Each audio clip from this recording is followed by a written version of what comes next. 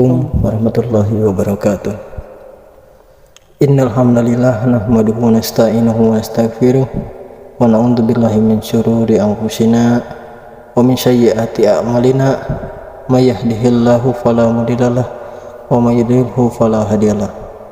Wa asyhadu an la ilaha illallah wahdahu la syarikalah wa asyhadu anna Muhammadan abduhu wa rasuluhu alladzi la nabiyya ba'da. Allahumma shalli wa sallim wa barik ala Muhammadin wa ala ali Muhammad.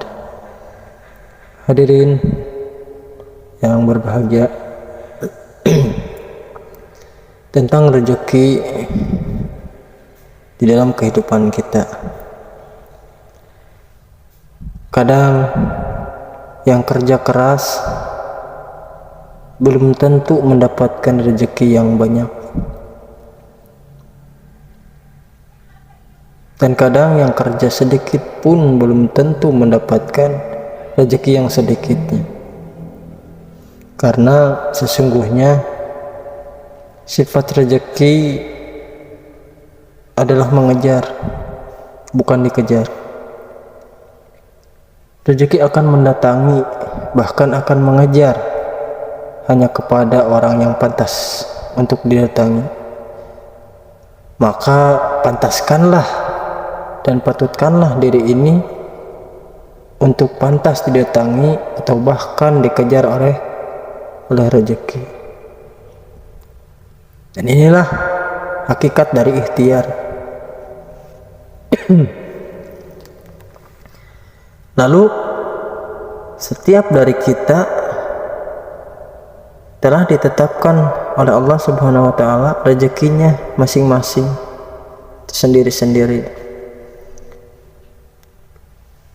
Karena ikhtiar adalah kuasa manusia, namun rezeki adalah kuasa Allah Subhanahu wa taala. Dan manusia tidak akan dimatikan oleh Allah hingga ketetapan rezekinya telah ia terima seluruhnya. Dan kadang ada yang diluaskan oleh Allah Subhanahu wa taala rezekinya di dalam bentuk harta. Dan ada pula yang diluaskan rezekinya dalam bentuk kesehatan, dalam bentuk ketenangan, keamanan. Dan ada juga yang diluaskan rezekinya di dalam kemudahan menerima ilmu, kemudahan menerima ilmu-ilmu agama. Dan ada juga yang diluaskan dalam bentuk keluarga dan anak keturunan yang saleh. Dan ada juga bahkan ada yang dimudahkan rezekinya dalam amalan dan ibadahnya. Dan yang paling indah adalah diteguhkan rezekinya di dalam hidayah Islam. Maka hakikat rezeki itu bukan hanya harta, tetapi rezeki adalah seluruh rahmat Allah Subhanahu wa taala. Dan di dalam Al-Qur'an saya merangkum beberapa jenis rezeki dari Allah Subhanahu wa taala. Salah satunya yang pertama yaitu rezeki yang telah dijamin oleh Allah Subhanahu wa taala. Di dalam Al-Qur'an Allah Subhanahu wa taala berfirman, Quran surat Hud,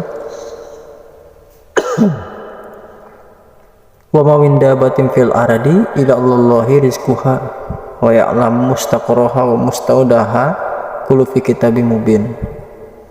Maka tidak ada satu makhluk melata pun yang bergerak di atas bumi ini yang tidak dijamin oleh Allah Subhanahu wa taala rezekinya. Dan semuanya telah dijamin oleh Allah Subhanahu wa taala. Setiap hamba yang hidup di muka bumi ini telah dijamin oleh Allah Subhanahu wa taala, maka tidak perlu khawatir. Kita hanya terus berusaha ikhtiar.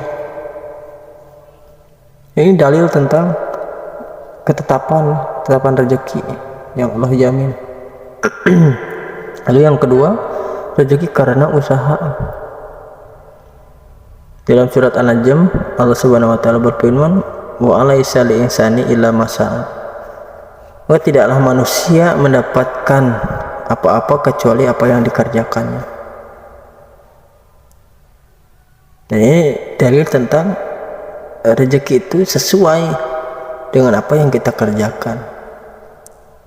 Jika kita malas-malasan, maka rezeki pun ya seadanya. Tetapi jika kita giat berikhtiar, terus bertawakal kepada Allah, maka Allah Subhanahu wa taala pun akan memberikan sesuai dengan apa yang kita kerjakan. Lalu yang ketiga, rezeki karena bersyukur kepada Allah Subhanahu wa taala. Dalam surat Ibrahim, Allah Subhanahu wa taala berfirman, la in syakartum la azidannakum wa la in kafartum inna adzabi lasyadid. Sesungguhnya jika kamu bersyukur, pasti kami akan menambah nikmat kepadamu, kata Allah. Wa la in kafartum inna adzabi lasyadid.